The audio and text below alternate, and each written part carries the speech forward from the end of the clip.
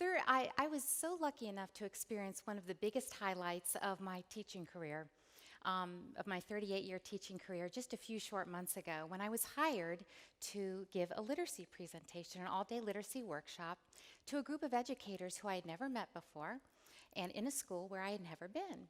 I thought the morning went pretty well, and then at lunchtime, the principal approached me and said, "Sharon, I don't know if you saw the teacher that was crying and had to leave during your workshop." And I hadn't really noticed. And I thought, boy, I hope I didn't, do something, say something to upset somebody. And she said, "What you don't understand is that she lost the love of her life 2 short weeks ago. He passed away in his sleep. He was only 35 years old, and his name was Jason." And I was just taken aback that she was even there that the principal went on to explain. She said, "Sharon, during your talk, you mentioned that you had started your career in another district, and the teacher, Christine, started putting two and two together and realized that I had been Jason's kindergarten teacher some 30 years previously." I was so taken aback. During lunch, I pictured Jason, the little boy that I remembered, little blonde boy, and I remember him as a quiet, shy little boy, a really sweet little boy. And I scrolled Facebook, and I was looking for him now as an adult, and I found him as I covered up part of his facial hair. Boy, I recognized those eyes immediately. I couldn't wait for that session to be over because I wanted to talk to Christine. Christine came up afterwards and said to me, she said, "You know, don't you?"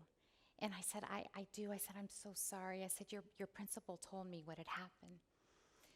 And then Christine gave me the gift of a lifetime.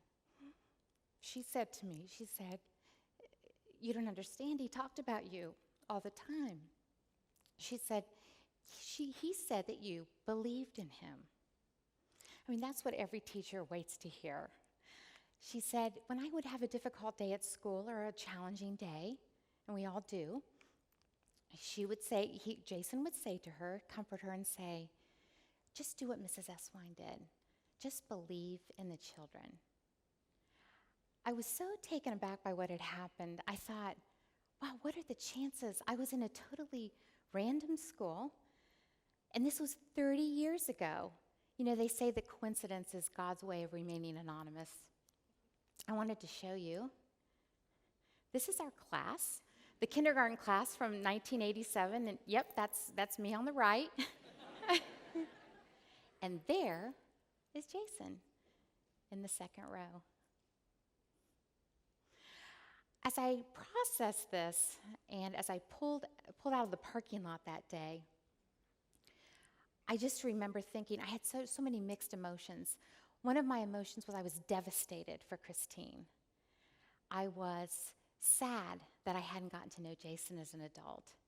But most of all, I was grateful. I was so grateful that whatever I had done, I had influenced him in a positive way. And then I got really nervous. I thought, well, I had so unknowingly had an effect on him. What if I had done something, it had been the other way around? What if I did something that didn't ignite his spark? And I thought, what is it that made Jason, feel that way? We can't assume that people know what we believe and how we feel. Kelly Gallagher calls that assume-icide, and we don't want to ever assume that.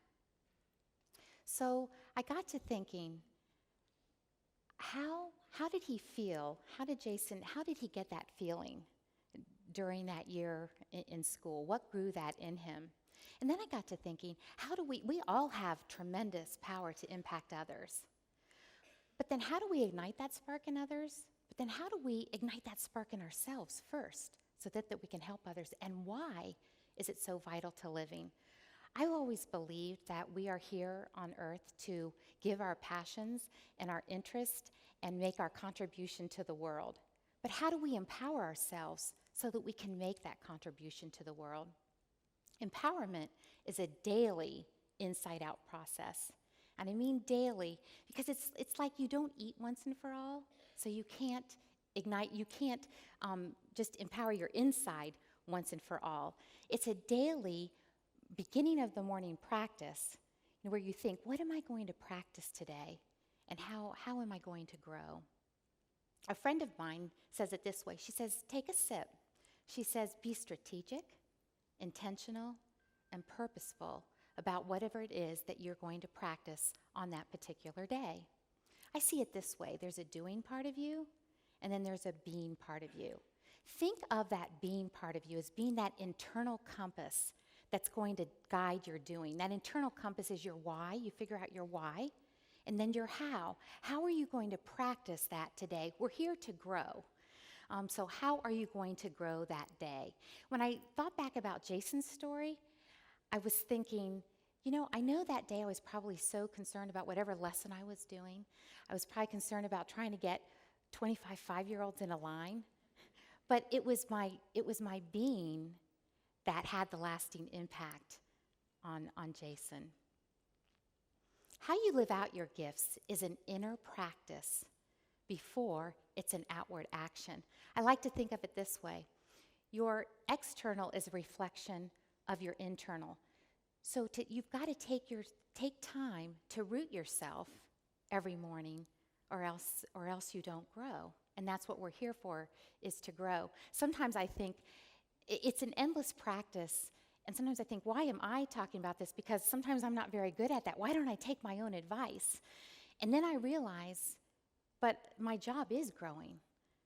That's what I'm here to do. So I try to make sure to focus on that every single day.